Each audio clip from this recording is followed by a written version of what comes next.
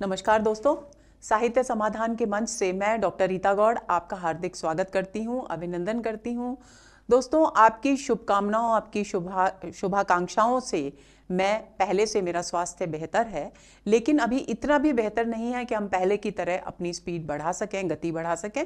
तो अभी फ़िलहाल YouTube पर केवल एक ही वीडियो डालेंगे। जैसे जैसे स्वास्थ्य में सुधार होगा वैसे वैसे हम अपनी गति बढ़ाएंगे। तो ईश्वर से प्रार्थना कीजिए कि स्वास्थ्य जल्दी से जल्दी सुधरे और हम पिछली गति को फिर से प्राप्त कर सकें। दूसरी बात दोस्तों मैं आपसे करना चाहती हूँ वो है ऐप के विषय में। ऐप पर अभी केवल जो नोट्स हम व्हाट्सएप पर PDF के थ्रू दे रहे थे, हम केवल वही दे पाएंगे क्योंकि स्वास्थ्य ठीक नहीं है। तो बहुत सारे बच्चे कहते हैं कोर्स लाओ, वो अभी संभव नहीं है। तो इसलिए अभी केवल नोट्स दिए जाएंगे। फर्स्ट ग्रेड के नोट्स वहाँ डाले गए हैं और उसमें जो पेमेंट आपको केवल एक ही बार करना है। और जैसे जो नोट्स उसमें शामिल नहीं है लेकिन सूची में दिए गए हैं वो धीरे धीरे ऐड होंगे, उसके लिए आपको दोबारा को पेमेंट करने की आवश्यकता नहीं पड़ेगी। तीसरी बात ये दोस्तों कि पेमेंट जैसे ही आप पेमेंट पर क्लिक करेंगे पे नाउ पर, वैसे ही आपको व्हाट्सएप पर लिंक आएगा। आप व्हाट्सएप के लिंक के थ्रू पेमेंट करेंगे और ये व्यवस्था इसलिए की गई है ताकि आपको बहुत अधिक पेमेंट न करना पड़े। तो इस बात से भी आप रिलैक्स रहिए। ये पूरी की पूरी व्यवस्था केवल आपकी सुविधा के लिए की गई है।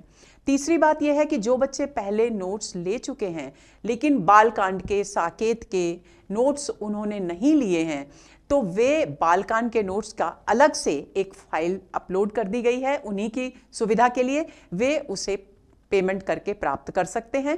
इसी तरह से हिंदी साहित्य का इतिहास, क्योंकि हिंदी साहित्य का इतिहास अमूमन सभी परीक्षाओं में, हिंदी से संबंधित सभी परीक्षाओं में होता है, तो सभी को उसकी आवश्यकता होगी। तो उस स्थिति को ध्यान में रखते हुए हिंदी साहित्य के इतिहास को भी पूरा का पूरा अपलोड कर दिया गया है। अभी केवल 3 काल हैं, लेकिन जैसे जैसे क्योंकि संशोधन और परिवर्धन का काम टीम स्पीड से कर रही है, गति से कर रही है, तो जैसे जैसे ये कार्य पूरा होता जाएगा वैसे वैसे इसमें नोट्स जुड़ते चले जाएंगे।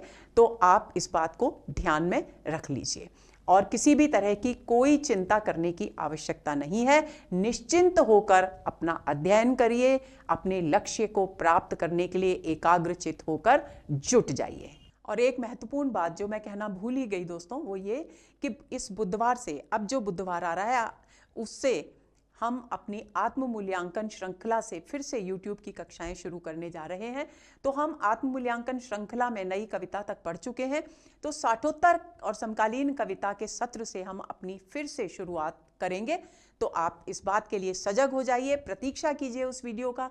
और एक और जानकारी जो मैं देना चाहती हूँ वो ये कि आत्म मूल्यांकन प्रश्नोत्तर श्रृंखला में हिंदी साहित्य के इतिहास से संबंधित जितने भी सत्र हैं वे सभी प्रतियोगी परीक्षाओं के लिए, चाहे वो फर्स्ट ग्रेड हो, चाहे सेकंड ग्रेड हो, चाहे RPSC MP असिस्टेंट प्रोफेसर हो, कोई भी हो, सभी के लिए ये बहुत महत्वपूर्ण है।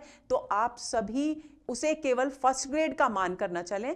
फर्स्ट ग्रेड उस पर पहले इसलिए लिखा गया था क्योंकि फर्स्ट ग्रेड की परीक्षा आगामी बिल्कुल निकट थी उस समय, लेकिन अब ये बात आपकी जानकारी में होनी चाहिए कि हिंदी साहित्य के इतिहास के ये सत्र आप सभी के लिए उपयोगी हैं। तो इनका भरपूर लाभ उठाइए और विषय पर अपनी पकड़ को मजबूत कीजिए।